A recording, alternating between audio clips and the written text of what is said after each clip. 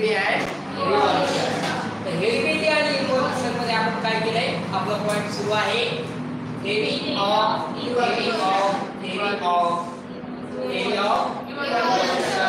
याच्या आधी आपण बघितलं की इव्होल्यूशन म्हणजे काय. Evolution is the gradual change occurring over a long duration. Long duration मध्ये चेंज होतो, ग्रॅज्युअल चेंज होतो, लिव्हिंग ऑर्गॅनिझम मध्ये चेंज होतो, त्याला काय म्हणलेलं आहे आपण इव्होल्यूशन.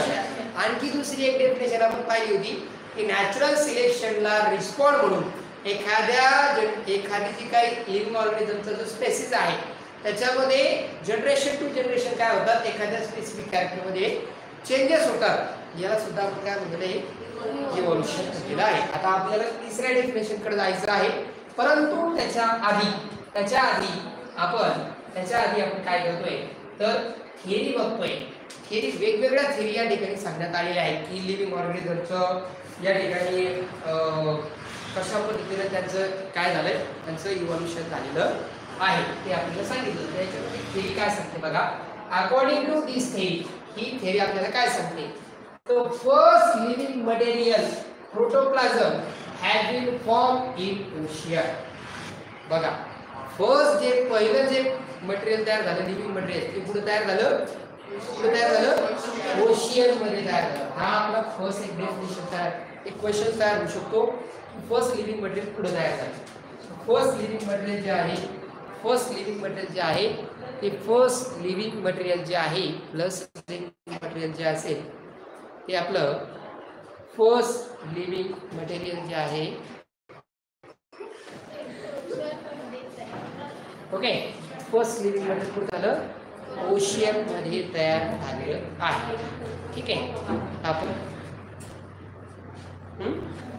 बघा, तर प्रोटोप्लाझम कुठे तयार झालं, ओशियन. तर फर्स्ट जे लिव्हिंग मटेरियल ते कुठे तयार झालं, ओशियन. काय तयार झालं, प्रोटोप्लाझम मध्ये लिव्हिंग मटेरियल तयार झालं. मग त्याच्यामध्ये कोणकोणते चेंजेस झाले, in due course of time, वक्त के साथ साथ वेळेवेळेनुसार काय झालं, युनिसेलर ऑर्गॅनिझम वॉज फॉर्म.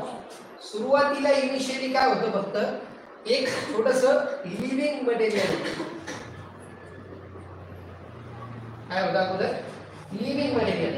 आणि त्या लिव्हिंग मटेरियल पासून काय तयार झालं, मग पहले था लिविंग मटेरियल, इसका नाम क्या था, प्रोटोप्लाज्म.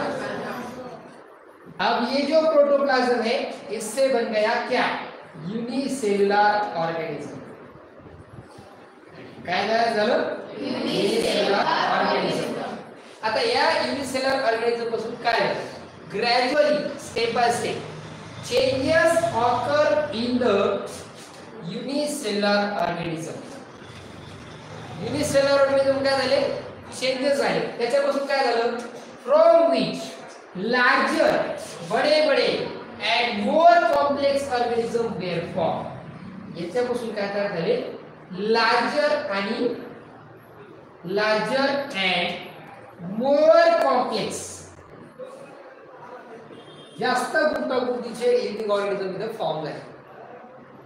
लार्जर म्हणजे कसे, मोठमोठे, आणि कॉम्प्लेक्स म्हणजे कसे, जसे आपली बॉडी आपण जर बघितलं तर आपल्या बॉडीमध्ये आपण पाहतो खूप वेगवेगळे त्या ठिकाणी काय आहेत, लाईफ प्रोसेसिंग, डायजेशन वेगळं वर्क करतो, रेस्पिरेशन वेगळं वर्क करतो तुमच्या, त्याच्यानंतर सर्क्युलेशन आहे, कोऑर्डिनेशन आहे, कंट्रोल अँड कोऑर्डिनेशन आहे, त्याच्यानंतर रेस्पिरेटरी सिस्टीम आहे, एनर्जी प्रोडक्शन आहे, त्यानंतर सेल डिव्हिजन आहे. हे वेगवेगळ्या life process complexly at a time wherever we are seated here, आपण इथे बसलोय, परंतु ह्याच वेळेला आपल्या बॉडीमध्ये बाकीचे पण प्रोसेस चालू आहे, केमिकल कंट्रोल आहे, नर्वस कंट्रोल आहे. अशा कॉम्प्लेक्सिटी असलेले लिव्हिंग ऑर्गॅनिझम काय झाले, तयार झाले. पण याला टाइम असं एका दिवसात झालं काय, इट इज फॉर किंवा वन डे, एका दिवसात नाही झालं, याला काय झाला, खूप जास्त वेळ लागला, क्या लग गया, वक्त लग गया. ही कशी प्रोसेस झाली, ओशियन मध्ये लिव्हिंग मटेरियल तयार झालं, प्रोटोप्लाझम इनिशियल, त्याच्यापासून युनिसेलुलर ऑर्गॅनिझम तयार झालं, युनिसेलुलर पासून काय झालं, larger and more complex category organism तयार झालं. याला टाइम किती लागला, सांगितलेलं बघा. काय सांगितलं याच्यामध्ये,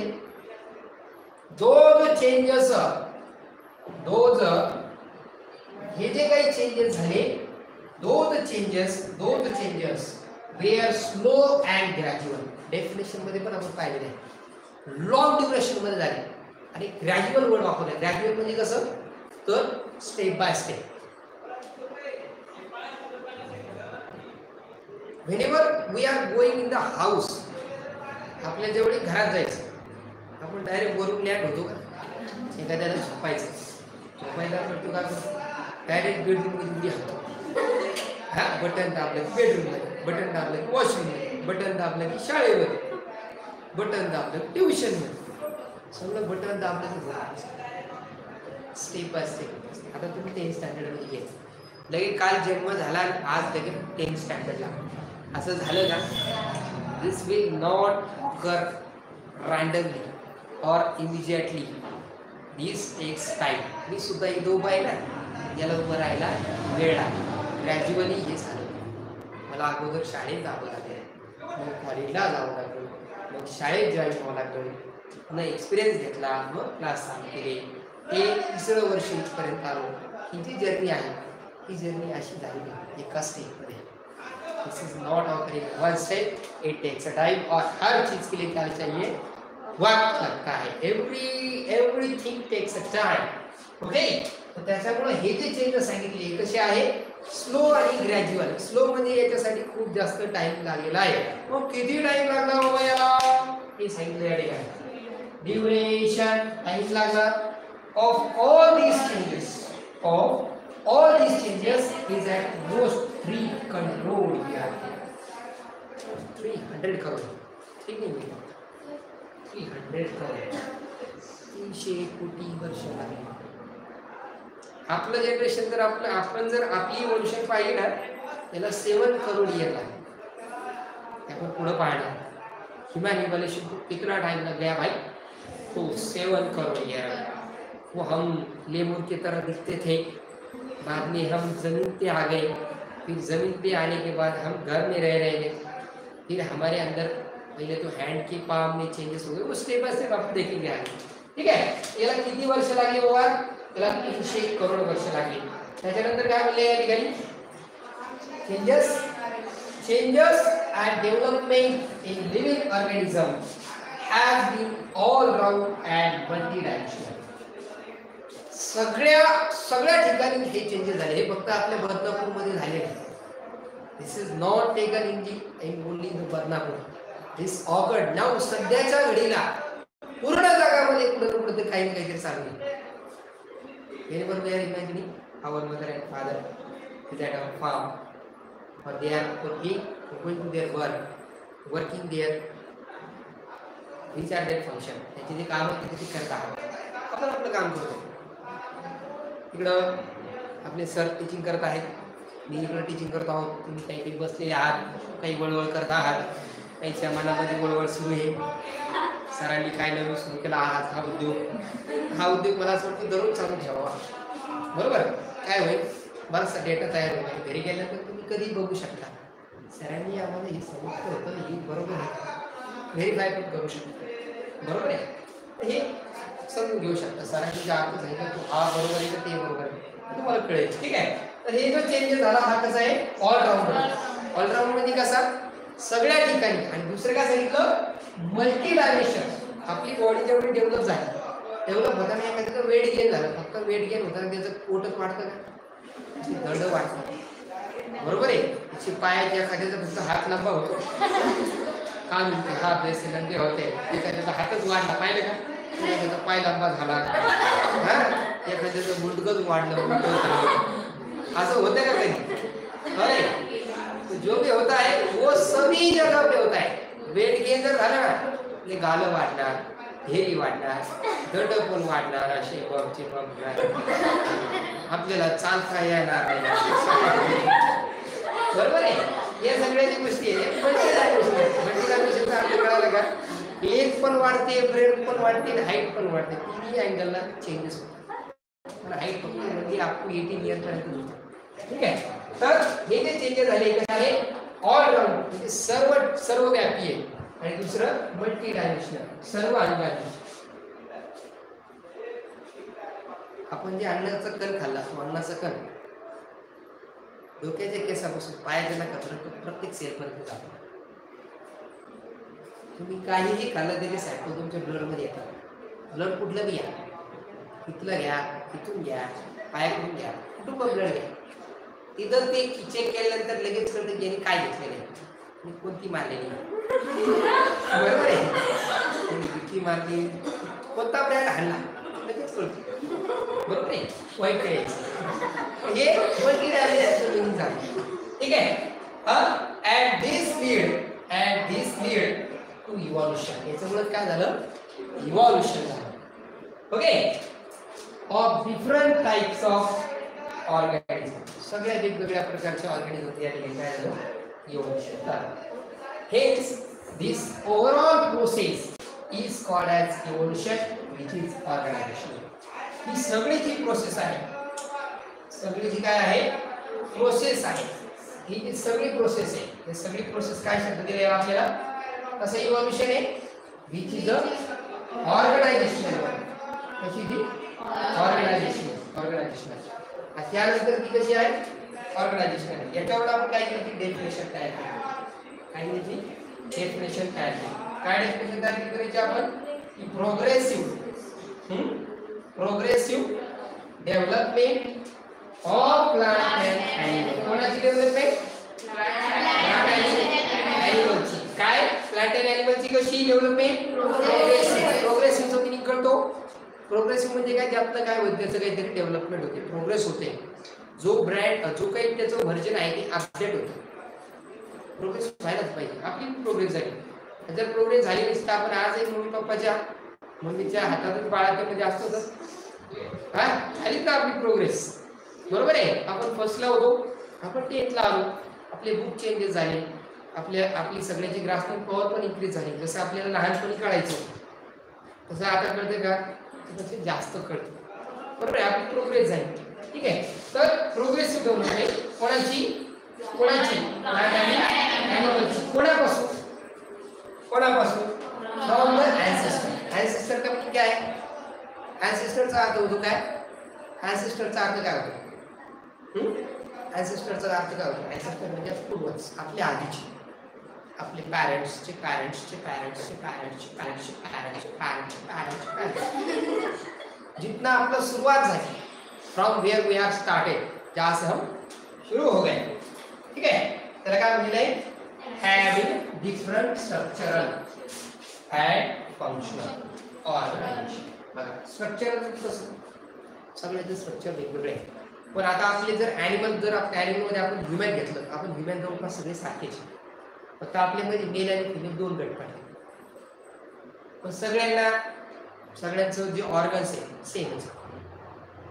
बरोबर आहे, सगळ्यांचे ऑर्गन सेम आहेत. सगळ्यांचं हेड असं वरतीचे, एखाद्याचं हेड असं पाठीमागे, एखाद्याची आईज असं बॅक साईडला आहे का असं कमी, त्याचं नोज इकडे आहे, एखाद्याचा ब्रेन असं इकडे असं काय. बरोबर आहे का.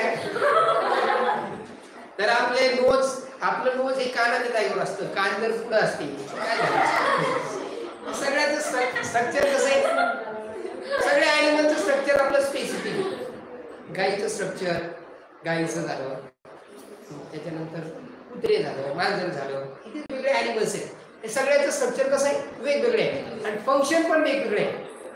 आता आपले जे ॲनिमल आहे ज्याच्यामध्ये काऊ व फेलो म्हणजे गाय म्हैसे, त्यांचं अन्न खाण्याचा प्रकार वेगवेगळा आहे. ते घासपूस खाते, ते आपल्यासारख्या झाडाखाली लटकन खात नाही. बरोबर आहे की नाही. आपण ॲनिमल आहोत पण आपण वेगळे ॲनिमल आहे. त्याच्यापैकी जे टायगर आहे किंवा चित्ता आहे, लांडगा आहे, कोल्हे, यांचं ॲनिमलचं फूड खाण्याची पद्धत वेगळी आहे. तर काऊ हे जे फूड खातात हे खातात आणि चावत बसतात. आपण एकदाच खातो, परत दुसऱ्यांदा परत दुसरं खातो. हे जे ॲनिमल आहे याला रुद्रट ॲनिमल म्हणतात. हे काय करतात, ते रवंथ करून खात असतात, ठीक आहे. त्यांचं जे खानपान ते वेगळं आहे. तर याला काय म्हणले बघा, याला त्यांनी काय म्हणलेलं आहे, इव्हॉल्युशन शब्द दिलेला आहे. इव्हॉल्युशन काय, प्रोग्रेसिव्ह डेव्हलपमेंट कोणाची, प्लांट आणि ॲनिमलची. कशापासून, फ्रॉम द ॲन्सेस्टर. त्या ॲन्सेस्टरची कॅरेक्टरिस्टिक्स कसे आहे, ज्यांचं स्ट्रक्चर आणि फंक्शन वेगवेगळे आहे. अशी देखील लॉंग डेफिनेशन आपल्याला वाटते. तिसरी डेफिनेशन आहे progressive development of plant and animals from the ancestor, असे ॲन्सेस्टर ज्यांचे डिफरंट काय आहे स्ट्रक्चर आहे, फंक्शनल ऑर्गनायझेशन आहे. ऑर्गनायझेशन म्हणजे परत शब्द आला, ऑर्गनायझेशन म्हणजे एकत्रीकरण झालेलं आहे. कशा कशाचं एकत्रीकरण आहे, खूप मोठे कॅरेक्टरिस्टिक्स त्या ठिकाणी एकत्र आलेले.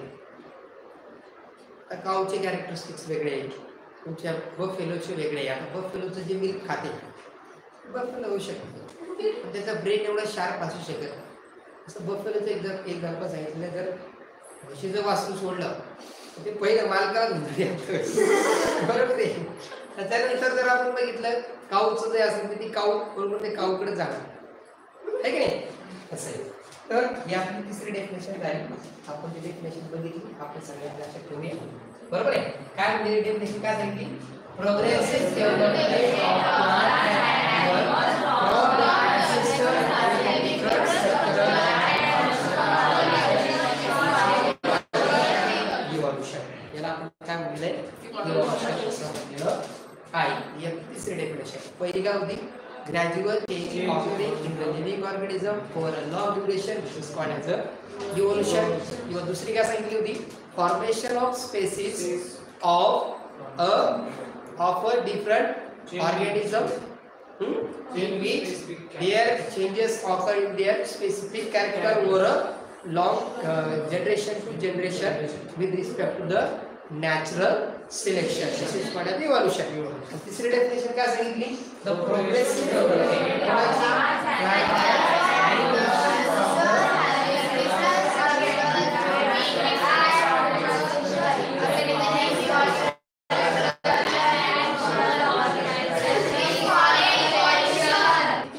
अशा पद्धतीने आपण इव्होल्यूशनच्या डेफिनेशन बघितल्या. इव्होल्यूशन होत असताना कसे सिंपल एलिमेंट होते, सिंपल एलिमेंट पासून सिंपल कंपाऊंड तयार झाले, सिंपल कंपाऊंड पासून कॉम्प्लेक्स कंपाऊंड तयार झाले, प्रोटीन न्यूक्लिक ॲसिड झाले. त्याच्यापासून काय झालं, त्याच्यापासून फर्स्ट प्रिमिटिव्ह सेल त्या ठिकाणी फॉर्म झाल्या. प्रिमिटिव्ह सेलपासून त्या ठिकाणी त्याचे नंबर ऑफ सेल इन्क्रीज झाले आणि त्याच्यापासून लिव्हिंग ऑर्गॅनिझम फॉर्म झाले. आणि हे living organism first living organism कुठं तयार झाला, फर्स्ट लिव्हिंग ऑर्गॅनिझम कुठे तयार झाला, ओशियनमध्ये. त्याच्यापासून काय तयार झालं, त्याच्यापासून काय तयार झालं, युनिसेलर पासून लार्जर आणि कॉम्प्लेक्स ऑर्गॅनिझम तयार झाले. आणि हा जो चेंज झाला हा कसा होता, स्लो आणि ग्रॅज्युअल झाला. त्याच्यासाठी टाइम किती लागला, 300 इयर लागले आहे की नाही. आणि हे जे चेंजेस झाले हे कसे आहे, ऑलराऊंड आहे आणि मल्टीडायमेन्शनल आहे. पाहिजे progressive development of plant and animal from the ॲन्सेस्टर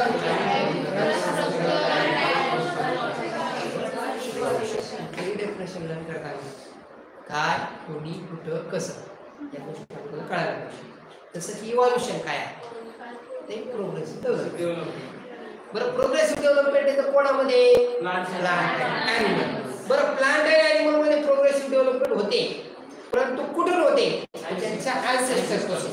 बरं, ॲन्सेस्टर कशा आहे, ज्यांचं स्ट्रक्चर आणि फंक्शन कसं आहे वेगळे. याला काय म्हणते, काहीही लर्न करताना असंच लर्न करायचं. इव्हॉल्यूशन काय, प्रोग्रेसिव्ह कोणामध्ये, प्लांट ॲनिमल. बरं, कोणापासून, ॲन्सेस्टर पासून.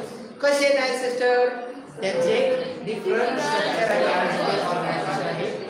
डिफरंट स्ट्रक्चर आणि फंक्शन काय आहे, ऑर्गनायझेशन. ऑर्गनायझेशन शब्द हा वापरला कारण त्याच्यामध्ये खूप मोठे एकच प्रकारचे कॅरेक्टरिस्टिक्स नाही आहे, खूप मोठे वेगवेगळे कॅरेक्टरिस्टिक्स, लाईफ प्रोसेसेस आहेत, फंक्शन्स आहेत, बॉडी स्ट्रक्चर आहे.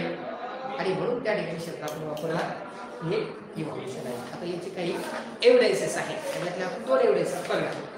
सोपे आहे ते, अवघड नाही. बऱ्याच लोकांनी हे सांगितलं इव्होल्यूशनच्या, त्याच्यावरती अपोज करणारे पण लोक असतात ना, हे चांगलं करणारे असतात, त्याला अपोज करणारे पण लोक असतात. अपोज केला लोकांनी विचारलं, तुम्ही म्हणता इव्हॉल्यूशन झालं, ॲन्सेस्टर पासून झालं, टाईम लागला मोठा, काय पुरावा आहे, what is evidences to it. चला मग एव्हिडन्सेस बघू. कोणकोणते एव्हिडन्सेस आहे, आपल्याकडे 2 एव्हिडन्सेस आहेत, 6 एव्हिडन्सेस आहेत. त्याच्यात आपण काय करणार, पहिले एव्हिडन्सेस पाहणार. पहिले एव्हिडन्सेस कोण येतो, मॉर्फोलॉजी म्हणजे काय, तर आपण काय करतो, कुठलेही लिव्हिंग ऑर्गॅनिझम असेल त्यांच्या काय करतो, एक्सटर्नल स्ट्रक्चरला स्टडी करतो. काय करतो रे बेटा? एक्सटर्नल स्ट्रक्चर मध्ये आपण काय केलं, एक ॲनिमलचं एक्झाम्पल घेतलं आणि प्लांटचं पण घेतलं. ॲनिमल मध्ये बघा आपल्याला मॉर्फोलॉजिकल म्हणजे एक्सटर्नल फक्त ऑब्झर्व करायचं, बघायचं बरं का, बघायचं. हे जे 4 ॲनिमल दिसतात, हे 4 दिसतात, ह्या 4 मध्ये काही सिमिलॅरिटी दिसते का? बरोबर.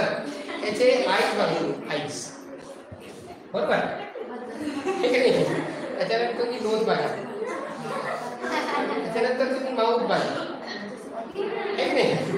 त्याच्यामध्ये आपल्याला काहीतरी सिमिलॅरिटी दिसून येते. नोज बघू शकता, हिअर बघू शकता तुम्ही, त्याच्यामध्ये काय दिसून येतं आपल्याला? सिमिलॅरिटी दिसून येते. आणि ही सिमिलॅरिटी आपल्याला काय सांगते ते, की ही सिमिलॅरिटी आपल्याला सांगते की या सगळे कॉमन एन्सेस्टर असले पाहिजे.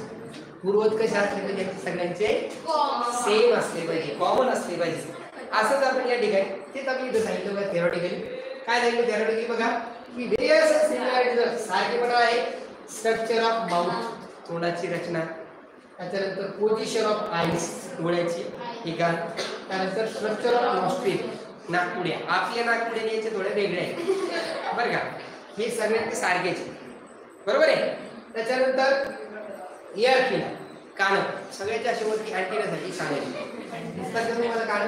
बरोबर आहे, सगळ्यांचे कान अशी अँटिनासाठी वरती बरोबर आहे. डॉगी पण असं करतं, पण ते कसं करतं असं नाही थोडंसं. हे कॅरेक्टरिस्टिक्स आपल्याला काय सांगतात, यांचे अँसेस्टर कॉमन असतात ॲनिमलचे. प्लांटचं पण एक्झाम्पल देतो. प्लांटमध्ये जर आपण बघितलं तर सगळ्या प्लांटला जवळपास फ्रूट आहे, शेप पण सगळा थोडाफार ओव्हल शेप आहे.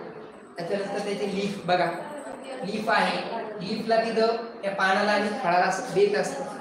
काय काय सांगितलं कॅरेक्टरिस्टिक्स बघा, काय काय सांगितलं या ठिकाणी, कोणकोणते कॅरेक्टरिस्टिक्स आहे? लीफ शेप, पानाचा आकार थोडंसं लॉंग मध्ये येतो, है की नाही. लीफ फिनिशन, लीफ वरती अशा लाईन्स आहेत बघा, है की नाही. त्याच्यानंतर लीफ पेटियल, पानाचं देठ आहे. Occur in case of plant, plant आणि ॲनिमलचं सांगितलं. हे काय सांगतं आपल्याला? This indicates that there are some similarities in those groups and helps prove that their origin must be same and must have common ancestor. त्यांची उत्क्रांती सारखी झालेली आहे आणि एका सेम ऑर्गॅनिझमपासून झालेली आहे. हे सगळे कॅरेक्टरिस्टिक्स आपल्याला प्लांट आणि ॲनिमलचे सांगतात, ठीक आहे. असंच आपल्याला दुसरा एव्हिडन्सेस आहे, हे सगळे सांगते की आपल्याला इव्होल्यूशन झाले. असं दुसरा एव्हिडन्सेस काय सांगतो? दुसरा एव्हिडन्सेस आहे ॲनाटॉमिकल एव्हिडन्सेस. ॲनाटॉमीमध्ये आपण काय करतो? ॲनाटॉमीमध्ये आपण जे बॉडीचे ऑर्गन्स आहेत त्या ऑर्गनची स्टडी करतो. तुम्ही जर BMS, BHMS व कुठल्याही मेडिकलचं एखाद्या ब्रँचला ॲडमिशन घेतलं, त्या ठिकाणी गेल्यानंतर आपल्या पूर्ण कुठल्याही ॲनिमलचं तुम्ही समजा व्हेटरनरीमध्ये गेलं आणि तिकडे तुम्ही जनावरांचे डॉक्टर असणार तर तुम्ही त्या जनावरांच्या बॉडी स्ट्रक्चरचं स्टडी करणार. आपल्या इकडे जर तुम्ही इकडे गेले डॉक्टरसाठी मेडिकलला, इकडे गेल्यानंतर तुम्ही आपल्या बॉडीचं स्ट्रक्चरचं स्टडी करणार. समजा तुम्ही इथून इथपर्यंत बॉडीचं स्ट्रक्चरचं स्टडी करणार, तर त्याची ब्रँच आहे त्याला म्हणतात ॲनाटॉमी. या ॲनाटॉमीमध्ये आपण काय एक्झाम्पल घेतलं की आपण 4 वेगवेगळे ॲनिमलचे काय घेतले, ऑर्गन घेतले. हा आपला हँड आहे, हा ऑक्स ऑफ फोरलेग, पुढचे पाय. त्याच्यानंतर हा काय आहे तर तो बॅट असतो, बॅट म्हणजे वटवाघूळ. ते वटवाघळाचा पर घेतला, है की नाही. काय घेतलं? पॅटाजियन घेतला. आणि त्यानंतर हा व्हेल जो आहे देवमासा, देवमासाचा पर घेतला आहे. याच्यामध्ये आपल्याला काही सिमिलॅरिटी दिसून राहिली का? त्याचं फंक्शन पण प्रत्येकाचं वेगवेगळं आहे. परंतु जर आपण काय केलं याच्यामध्ये पाहिलं, त्याची जी जॉईनिंग आहे बघा बोनची,